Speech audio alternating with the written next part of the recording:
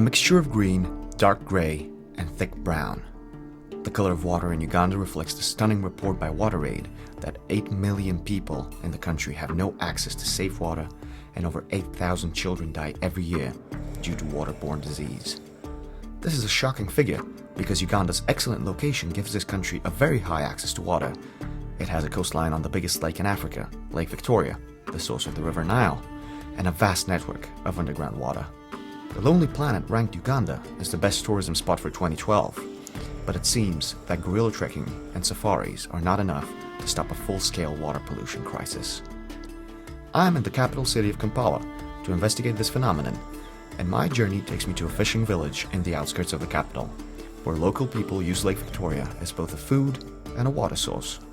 However, this has been increasingly hard in the past few years due to vast amounts of water pollution.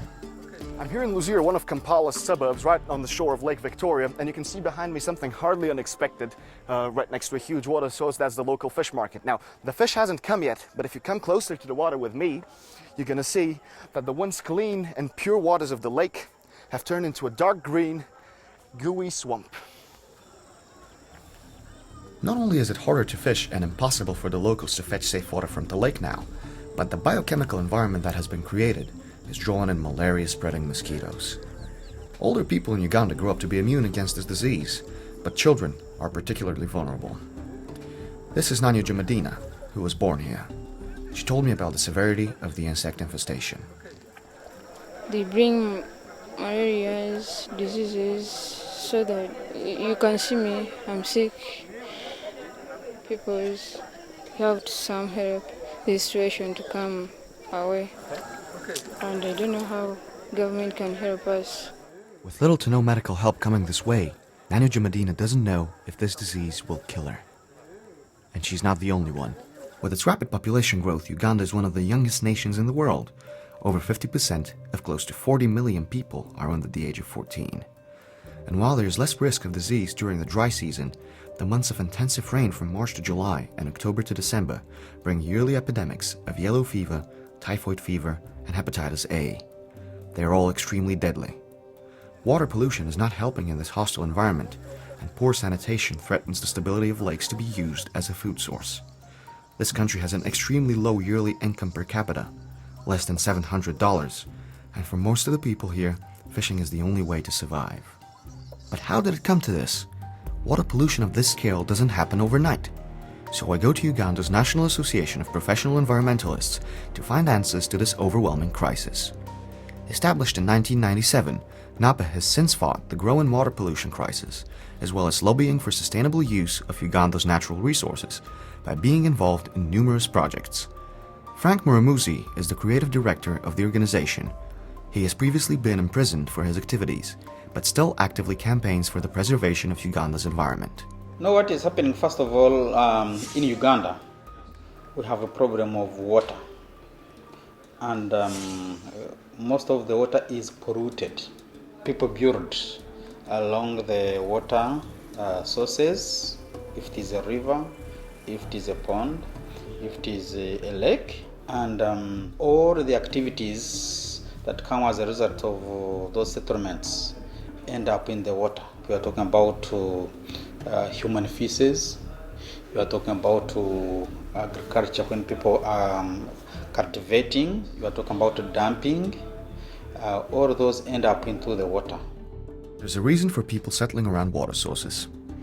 First of all, they were not polluted when the first settlers started building their villages, so they had easy access to water. Secondly, land around wetlands is very cheap and affordable for people looking to find work in the city. However, during the wet season, wetlands stop water from the heavy rainfall from draining, which leads to massive floods and epidemics of waterborne diseases. And with heavy congestion in Kampala, the situation is getting worse every year. Geoffrey Kameze is the project manager of NAPE. He tells me the story behind one of the drainage channels that were built in Kampala, the Nakivubo. There is a channel that drains into Lake Victoria, and this channel is commonly known as Nakivubo channel. This channel was enlarged with the help of funding from the World Bank, and the purpose was to drain as much water as possible from the city into Lake Victoria. The unfortunate thing is that the channel drains into the lake water that is very contaminated, water that is not treated, water that has been coming from industry and domestic sewage. But if it's such a massive polluter, why build the channel in the first place? Is it a balance between two evils? As it turns out, expectations during the building process did not meet reality. Traditionally, water entering Lake Victoria was naturally filtered by the wetlands that were surrounding the lake. But what has happened, all the wetlands have been cleared by so-called investors. Those have established hotels, those have established flower gardens, those who have settled there, and that is not a good thing. In reality, most of the water that we use in the city comes from Lake Victoria, and if Lake Victoria is polluted, then our livelihoods are affected. A reasonable suggestion would be to try and move people away from the wetlands.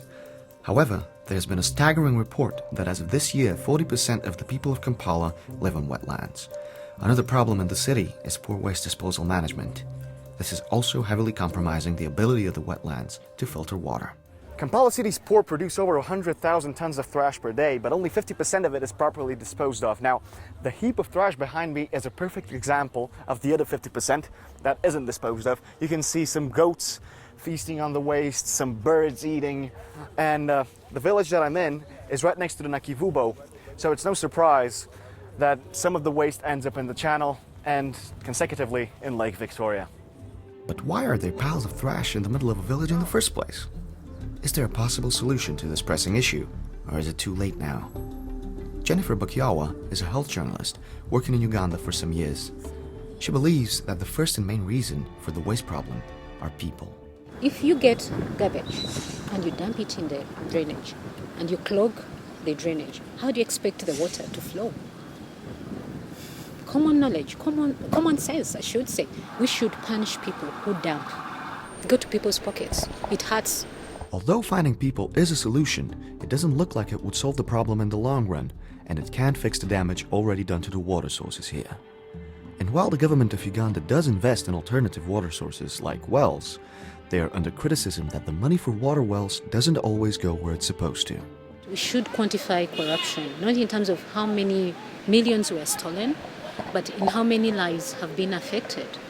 If money was meant to build a well for 50,000 people and it wasn't built, and as a result in that community so many people got water-related diseases, then the person should be charged for crimes against humanity. So what is left for the poor of Uganda so they can survive?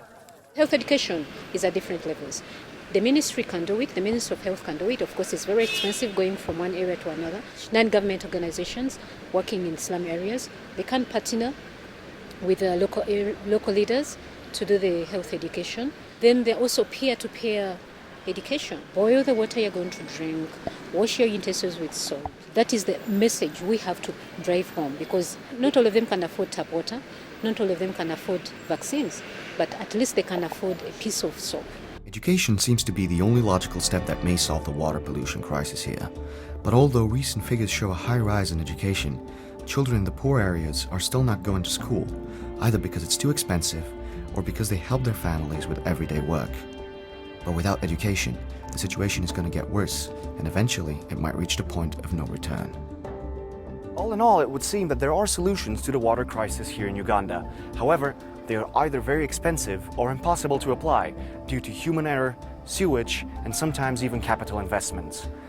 Winston Churchill once called this country the Pearl of Africa, and I believe that you can see why. But right now, it seems that this Pearl of Africa has sunk deep under Lake Victoria's green, dark grey waters.